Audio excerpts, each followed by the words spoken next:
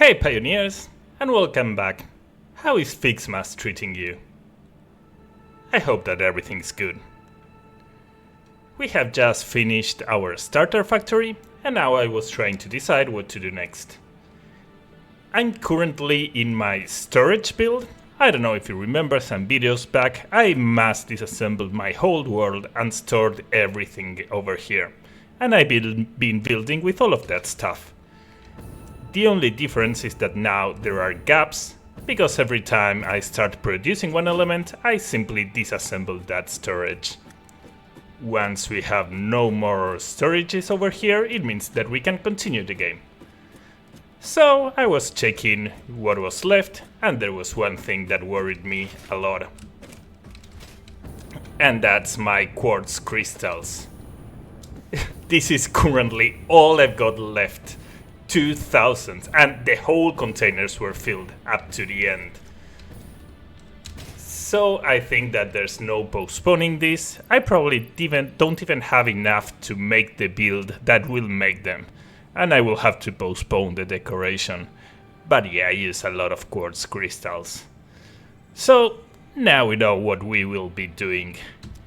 A build that will be crafting quartz crystals and silica. That silica I probably have quite a few. Which one has silica? Rubber? Yeah, silica I'm done for years. But quartz crystals, no. So let's do as always, let's go to the map and check what's going on. This is our map. And well, the rocky desert is great, but one of the disadvantages is that there's no that much quartz crystals. We still have on this cave. So I'm guessing we will be going for those. And the thing is that in the cave we have a lot. I was hoping to do a small build, but if we are doing it, we probably should use all of them. And I should also mind that there's some sand, so whatever I do to take the quartz crystal out of the cave should take into consideration that I will probably want to take out the sand eventually. So we have 2 pure nodes and 1 normal node. And my idea would be to create the most amount of quartz crystals and silica I can, just send a little bit to my dimensional depot and leave the rest available to use in the future for future factories. So we could be extending the rail all over here and then do something to get them out of the cave. This is going to be an uncomfortable build because I will want to make something nice and it will be really hard because of the angles and the limited space. But well, that's the plan. Now knowing that I can get 480 times 2 plus 240, I need to design the factory. Here we go. I designed it, and I'm going to cry and complain as a Karen. But check this out, I tried to get the same amount of quartz crystals and silica. I don't know if this is correct, but I thought 50-50% is pretty good. And I find out that I have 2 pure nodes that give me 960 and 1 normal node that gives me 300. I think I said it incorrectly in the last clip. So if I send 2 MK4 belts of raw quartz into this recipe pure quartz crystal, I end up with a periodic amount of decimals of water, a periodic amount of refineries, and I get a periodic amount of quartz crystals. Why? I'm not doing anything weird, I'm just sending them to a refinery. And on the other side, for the silica, again I'm sending 300 and I get a periodic amount of assemblers. But well, I don't know what will happen, but I think that it's a good idea. I get almost 50% of each, and I'm not doing anything weird with the bolts. I'm sending them right in. So, well, we will start with this and see how it goes. The 500 limestone, it's kind of awkward, because I can carry 480 in a belt, but I'm assuming that I will take both of these to 16 to be load balanced, And if I take this to 16, I could send half to 8 assemblers and the other half to the other 8 assemblers. And that would mean 2 belts of 250. So it seems like a plan. But I don't like these decimals. Everyone makes fun of me in the comments because I work with weird decimals. I'm not doing anything weird right now. I'm using the recipe and sending all of the raw quartz that I have. But well, shit happens. But I'm doing this. Back into the game, I extended the rail back to where we will be working. And I ran out of quartz crystal just by building this. So I had to set a temporary factory. And I already have a container full, so we can continue working. Now, regarding numbers, for the silica, I was thinking I already have this blueprint for 12 load balance assemblers, so I could plop 2 of these. Having 24, they will be quite underclocked. That's something good, because I want to save power. And it also solves the issue with the limestone. I will be sending 250 to each one of them. And I'm already seeing that there's limestone there, so that's pretty cool. And regarding the refineries, I will probably set up 16. And I think I won't be using the same blueprint I've been using for the refineries. Maybe I do something creative. I don't know. So the next step for the time being is setting the layout of the factory here in the water. Let's try to do something original. I've been playing with the shapes and I think this will be the idea. The 2 blueprints, one in front of the other, and the refineries making a huge circle. So we end up with 16 total refineries and 24 assemblers. I like it, it seems cute. Anyway, this would be the logistics level. This is only temporary, just to check how it would look like. And we will have some issues with the water, because as usual I already crossed the line that doesn't let you build water extractors. So yeah, maybe I place them all over. Oh, the line is also there? That's weird. Why wouldn't I be able to place one right there? I'm close to the shore. Well, the water extractors will have to be on this zone over here, and the pipes will have to go to the other side, so that might be a little bit tricky. But I'm liking this pill-shaped factory. So now I will remove all of this crap and build the actual floor of the factory. This is the logistics level, and we'll go on from there. Well, some progress being made. I already did the floor. I left this gap in the middle. I don't know, maybe I cover it later, but I think it looks pretty cool. I have the blueprints and already the refineries. I don't really like the fact of having to do all of this from asphalt, so maybe I fix it up somehow. But if I use any other material, it will look really weird. Now, let's discuss fluid dynamics. I had issues on the last factory, and I don't want to have issues on this one.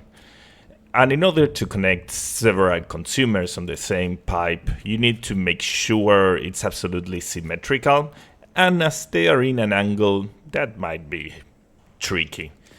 So I decided I'll just do the silly thing, and I will place 1 water extractor for each refinery, so that way nothing can go wrong. At least I hope so. Done with the water extractors. And I handled the pipes through the floor. I know it is kind of cheating, but we won't be seeing any pipes, and it was really easy to do. So here we have our 16 water extractors for our 16 refineries. Now the next step, I'm gonna start connecting all of the lifts and take them to the logistics level so we can start doing logistics. Done with the lifts, everything is in my logistics level. But now I will have to do something about the roof. Because, for example, I want to add lights, and I might add one over there.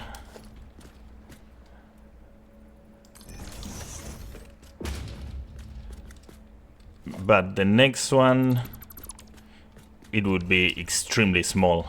It actually you can barely see it, and over here I can't do anything at all. So yeah, I have to figure out a way of changing this while keeping the round shape. Got it. I decided to leave only one layer of asphalt at the sides, and then the rest make it of normal floor that's at 90 degrees, and well, it ends up clipping on the asphalt. In order to do that, this floor is slightly below that one, so we don't see any weird effects. And I did that on every layer, here with this floor. The only thing that I don't entirely like is how it looks in the middle, because you end up seeing this weird pattern. But well, it's not that bad. And now we are back to 90 degrees on the floor.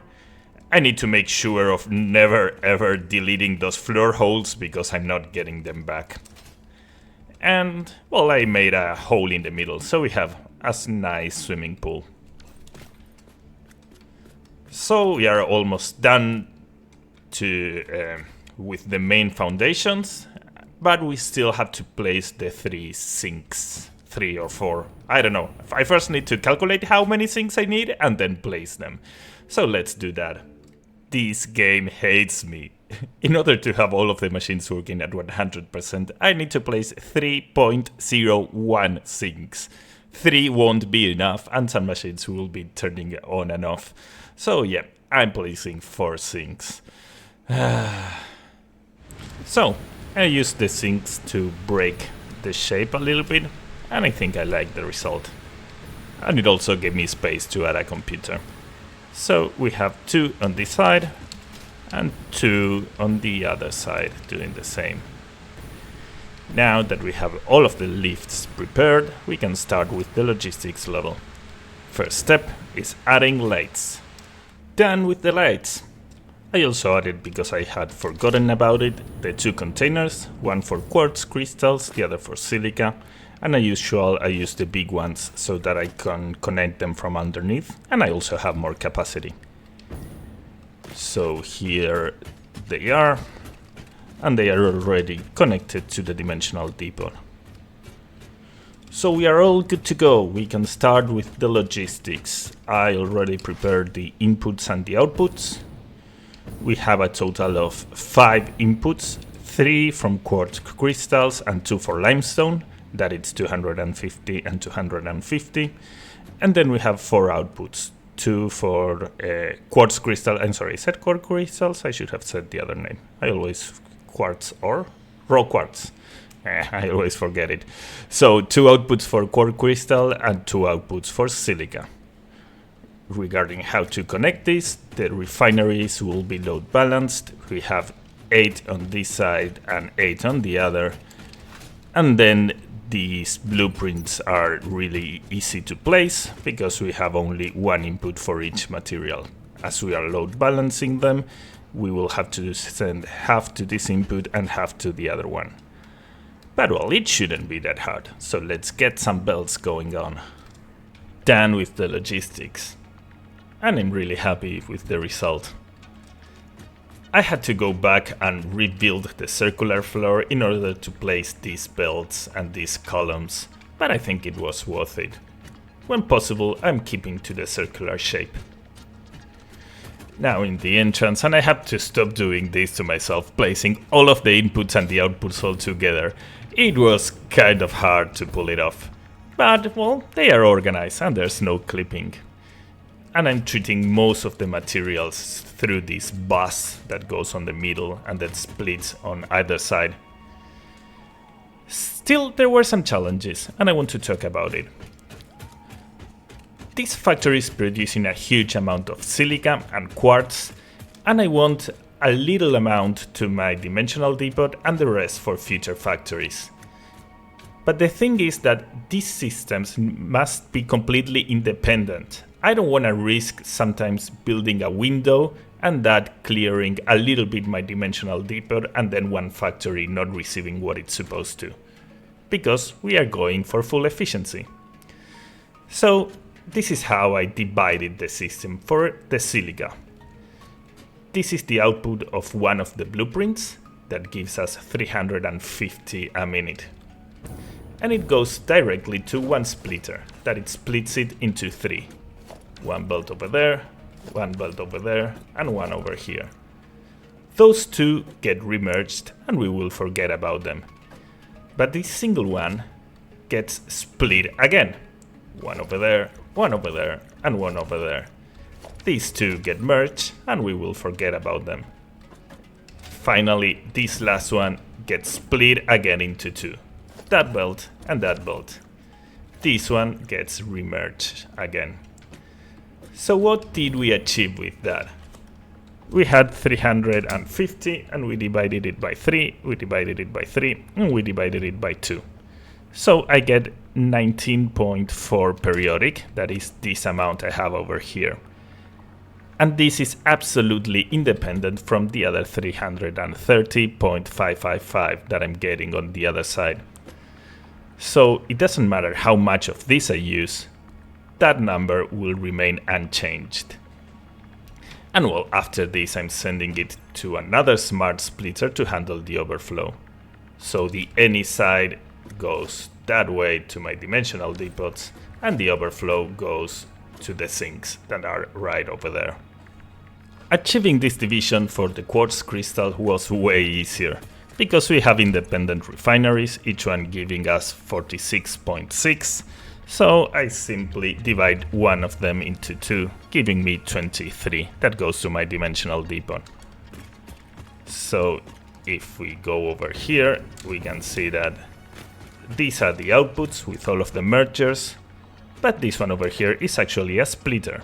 So it will be sending half to my main output line, and the other half goes directly to a smart splitter that sends everything to this side, where my dimensional depots are, and sends the overflow to this side, that goes to the sinks.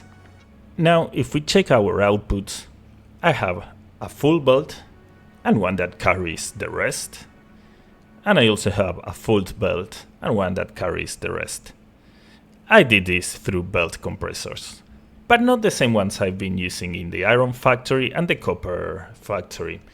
I used one that was recommended by a viewer, Boyd's Art Studio, that at the beginning when I read his comment I thought this is a really bad solution. But the more I thought about it, the more I liked it, and I wanted to try something new. So let's go to this new belt compressor, that I actually think is better than the one I had been using. We are using an industrial buffer to compress the materials. And this industrial buffer would be replacing the merger of my normal belt compressor. But well, let's explain it. This is one of my belts that carries 330.555, and I have the other one that carries 350. That comes from my blueprint that's on the other side. Each one of these goes first to a smart splitter, sending everything to one entrance of the buffer, and the overflow to a merger here in the middle. We go to the other side, and it's the same. We are sending everything to the internal buffer, and the overflow to this merger. So what did we achieve with that? We are sending on average 330 plus 350. That's a lot, 680 approximately. And this buffer has only one output that can carry 480. This means that eventually it will get completely filled up because we are sending way more than it can take out. So this belt over here will be absolutely compressed. My belt compressor had issues with bursts of materials, but here we don't care about the burst. Even if we don't have any material for 20 seconds, 30 seconds, 1 minute, this guy over here can stir so much that it will always be compressed in the output. And then all of the smart splitters, the overflow, meaning if this is already filled up, will be merged and will give us the belt that has the rest, in this case 200.555. This kind of way is way more safer. It still has some disadvantages, because the compressed belt won't activate until this guy gets completely filled up. And you might say, Nico, you just made a factory that's absolutely load balanced and you're slowing it down with this container. And yeah, that's kind of true, but it doesn't bother me that much. I mean, the main reasons why I load balance everything is I want them to start fast, meaning the moment I start the factory, I want to check the energy consumption and use that to troubleshoot it. That still applies to this case, because all of the machines will be working at 100% from the moment I turn it on. Then, well, I also like that not having saturated belts, and I will still have that. This is only slowing as the one of the output belts, the non-compressed belt, and it's even not for that long.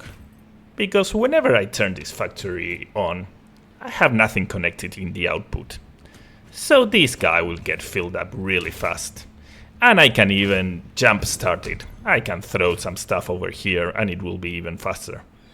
It doesn't even have to be quartz crystals or silica, because this is a last in, first out. So this slot over here is the one that's going in the output, and the other ones could just be limestone. As long as the last one is silica, we would have no problems. Anyway, don't do that. That's stupid. But you could do that if you wanted to do something stupid. So well, I'm slowing the system a little bit down, but I usually turn on the factory and then decorate it, and by the time I finish decorating, it will be already working at 100% and all of the belts will be filled up. On this side we have the other belt compressor, that's for our quartz crystals. And yeah, that's basically everything I have in the logistics levels. Now, the last and time-consuming step, connecting the power, decorating everything, handling the inputs that I still have to see. Well, there's one limestone there, I don't know where I can find another one. And I also have to get into the scary cave and kill a lot of spiders. But we are almost done. So hopefully, after this clip, you will see an amazing factory. And we are done. I'm really happy with the result. I made a whole structure for the water extractors, improved my sign game, we have cool signs. So it's mostly made up of glass. I try to add as much glass as I can, so that the illumination is good. A little bit raised in the middle where we have the blueprints that are higher. And well, it looks the same from the other side. Usually all of my factories do. And if not, I will tell you, hey, this is asymmetric because of this reason. So yeah, we can just continue seeing the whole loop. I really like how the water extractors look, and each one of them has a little door. Oh, and this is something new. I've been looking for new ways of sharing my blueprints. Let me know if it works for you. If not, those are 10 hours of my life I'm not getting back. So, on the main bridge we have all of the inputs on the lower level, all of the outputs in the top, including the hypertube. And I'm handling the electricity on the roof. I think I never talked about electricity, but well, in this case we have 3 wires. One is the general power line that's connected to my whole world. The other one is the hypertube network, because the hypertube that ends there to the factory, it's not powered by the factory. So if it's off, you can still get in there and get out. And then I have a third wire that this would be the electricity output, because when you turn the factory on, it also turns all of the miners, that miner over there and the one for the raw quartz. So I need to get out of it. And this is a pretty simple factory. There are some factories where I have more power lines because I'm doing more weird stuff. We can see the limestone getting from the top, and the quartz crystals comes from here. I spent a lot of time doing this rail. More than I should have, because it's long, long, long. Really long. Really long. Was it worth it to spend all of this time? I don't know, probably not. At the end, we have the 3 miners and something about defiling descriptors and rewriting what was written. Ficsit, truth is not absolute. We enter from this new transport hub. Let's go!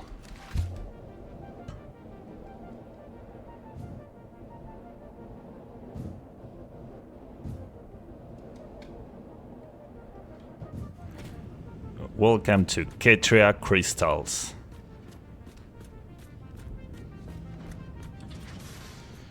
In the front we have a control room, pretty similar to what I did in the turbo fuel factory, with the usual switches, the priority one, that one that turns everything on, and one for the water extractors to do a full pressure startup. We can check that we are running at full efficiency, as we are supposed to. Let's turn on the lights just to show them. So I added some decorative bells between the refineries and with different materials. We have here the raw quartz, Silica and Quartz Crystals, some quartz crystals over this one. Over here we have the 3 materials of this factory. I completely forgot about limestone, so you won't be seeing any of it. I also placed some decorative bells over here. I think it's pretty neat. Over here, the blueprints.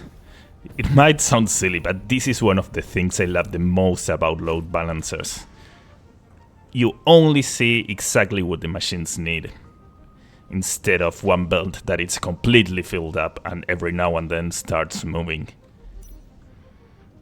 It's awesome. That color is incorrect. That means that probably the one in the front has the same error.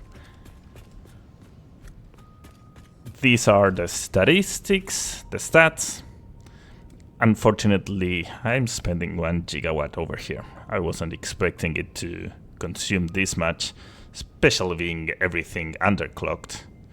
But well, stuff that happens.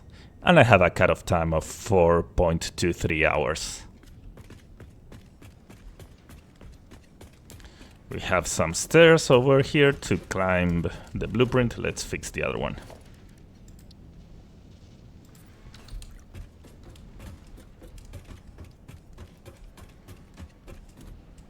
That also has the roof access.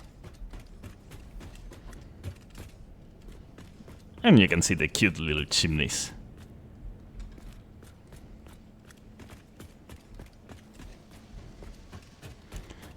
A bridge to go to the other side.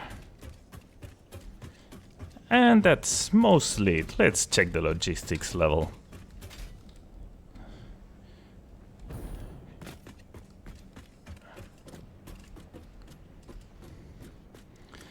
I think that it's one of the best I've made. I mean that it looks cooler. There's a lot of bells and everything is moving. And that's pretty neat. We have a door for each water extractor and the numbers, so no need of counting them. You can just check the signs. Hello, water extractor. And well, we could check the compressors. Where was one of them? Here we have one. That's the compress belt. As we can see there, it's impossible to have any gaps because this is completely filled up. Maybe if there's a burst of materials, this number might momentarily be reduced a little bit, but there will still be silica over here, so that one will be always compressed, and this is the uncompressed one that has 200 a minute.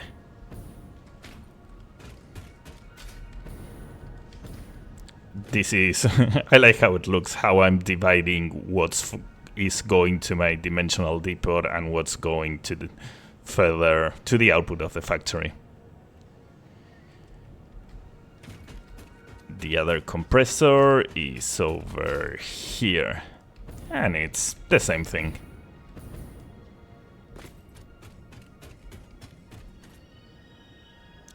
That light is another color. Oh, many mistakes. Ficsit will find me. So that's the video for today. What do you guys think? I hope you enjoyed it. If you did, please leave a thumbs up or a comment. Just tell me what's your most controversial food opinion. All of the likes and comments help with the algorithm and help grow the channel. I usually schedule these videos. Today is 11th of December. It's a couple of days after I released part 1 of my starter video Factory. And it barely got any views, so that was a huge letdown. How can you help? Well, just by watching this video that you are, and leaving a like or a comment, or giving any positive feedback. So, I'll see you on the next one.